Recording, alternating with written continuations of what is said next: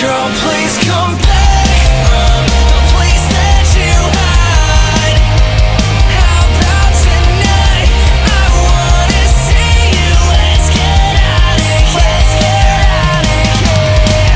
Why won't you come out of hiding? Let's get this straight. Is it the passion that's been lacking? What can we do? I need some medicine to help me get inside of you. We're nothing but second ships. I can't take it 'cause I'm falling into the ground. We're nothing but Hey guys, Forest Gecko's here again, and somebody basically on one of the Facebook pages that I'm on, somebody asked me how I grow my plants indoor. This is endive and escarole, and it's just my staples for like tortoises and my uromastixes. So I grow it indoors completely organically, and yeah, so people were wondering how I do it, so that's the video on this. So basically what you'll need is you'll need one of these guys right here, which is just a domed like a domed plant cutting starter, seed starter kit with a dome on it. Obviously, if you guys can see the dome, sorry for the glare, but yeah, so you get one of those. You need rock wool. That's rock wool, sorry guys. And then these are the nutrients I use, the black bottles.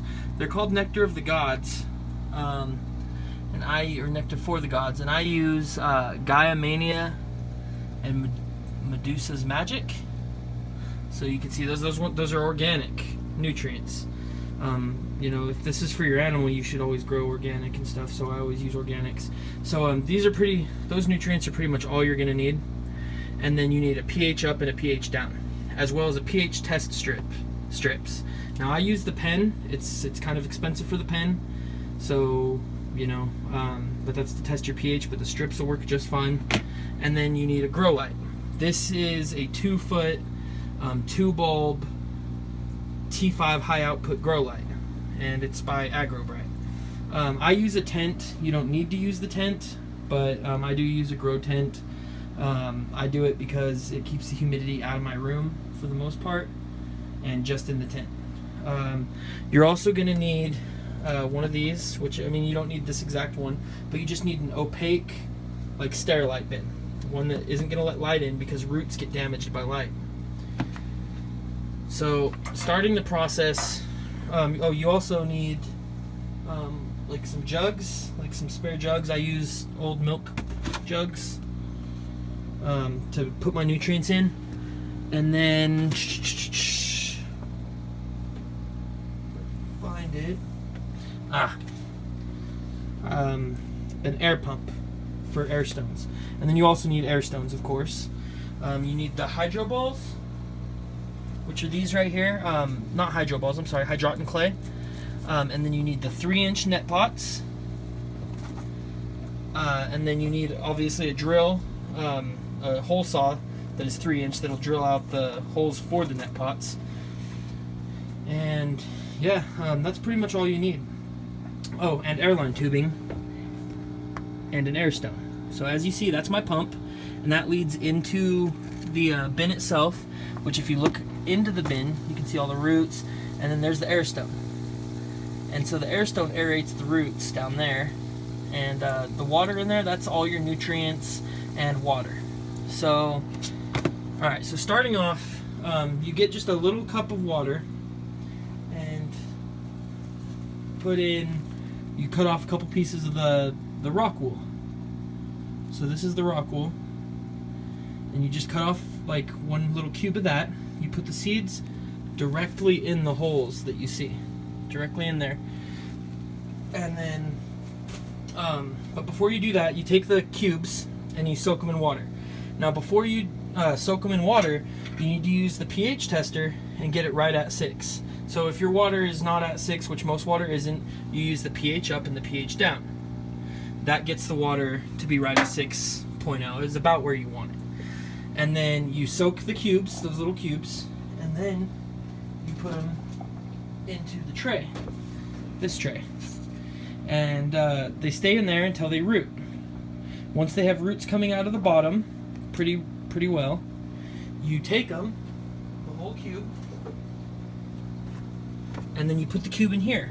After, inside this, like if you can, I'm trying to find one for you.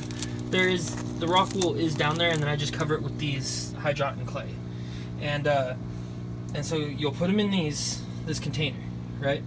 So now the nutrients in the bottom, you do the same thing. You take your jug, and then these nutrients, these organic nutrients, there's about a teaspoon per gallon. So I put a teaspoon of that and a teaspoon of that, and then I mix this with water. After you do that, you then take your pH tester pen again, or your pH test strips, test the water for the nutrients. Make sure it's right at 6.0. But this water jug is right at 6.0 after you put your nutrients in. If it's not, you use the pH down or pH up, whatever you need.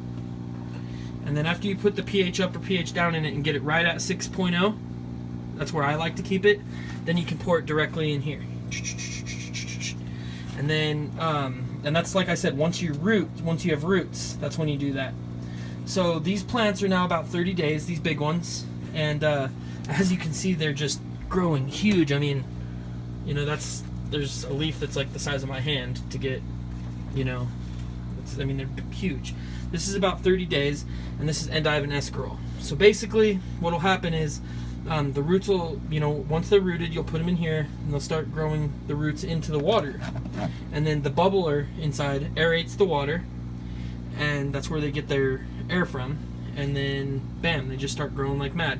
Now, on the reservoir, you want to change it out about once a week. The water, change out the water about once a week.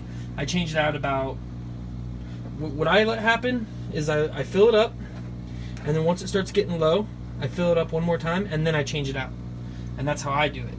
And then the next batch, you know, you do the exact same thing. Test the water, and then put your nutrients in the jug, test the water, pH up, pH down it, pour it in here, and then you know, you do that, like I said, every 2 weeks. And once you start doing that, I mean, lettuces are not hard to grow at all. Once you start doing that, you'll start just getting a bunch of lettuce.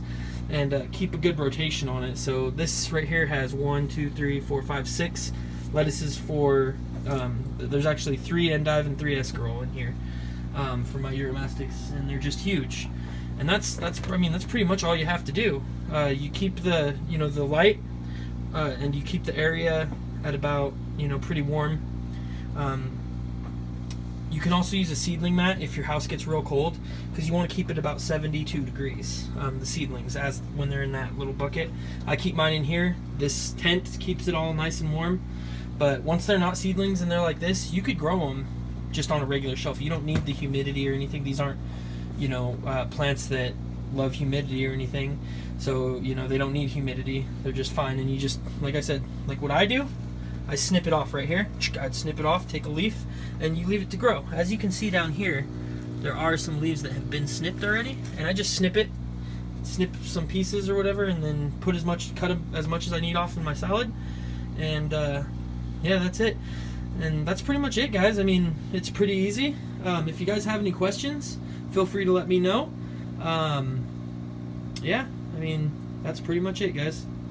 Alright, have a great day. Thank you for watching. Rate, subscribe, and comment.